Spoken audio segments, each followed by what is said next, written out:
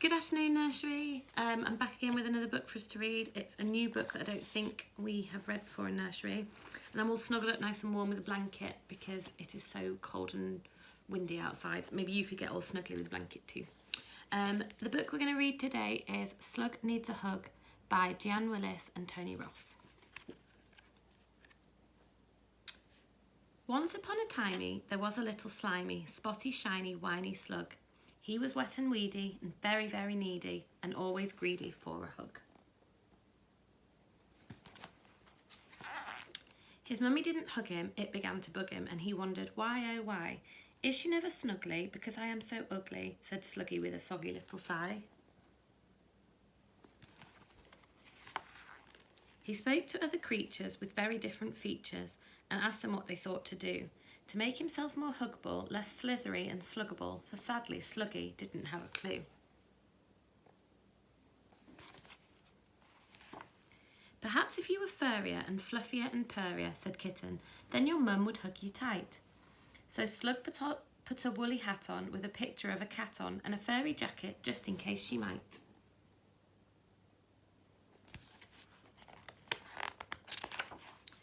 You look funny, chummy. If you want a hug from mummy, said Bird, you need some feathers and a beak.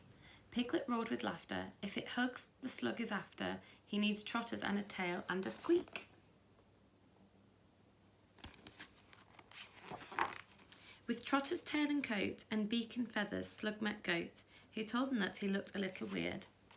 If you want a hug, my friend, you need horns stuck on the end and get yourself a handsome goatee beard.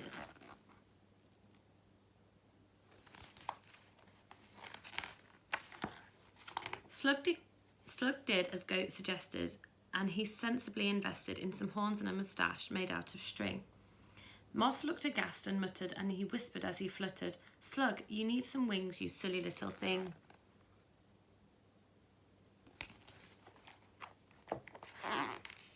Slug made himself a pair. He couldn't fly into the air. His wings were scarlet petals from a rose.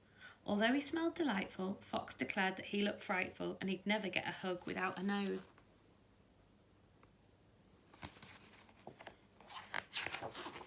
Should I lose the beak, thought Slug, if I really want a hug? Would Mummy love me more with just a snout? There was very little space to wear them both upon his face, but Sluggy did, in case of any doubt.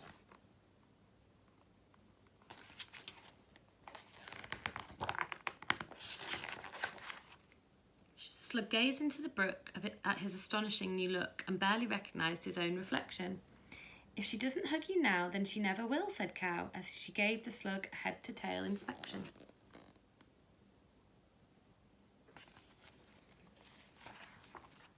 Hoping Cow was right, Slug chugged slowly home that night to show his mum his fabulous disguise.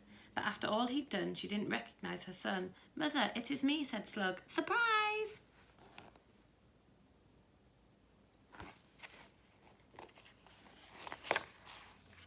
But I love you as you are. You're the sweetest slug by far, said Ma. You have been very greatly missed. You're beautiful and charming. If I could, I'd hug you, darling.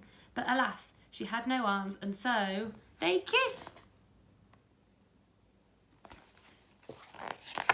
And that is the end of our story. That's the end today. Why couldn't the slug's mummy give him a hug?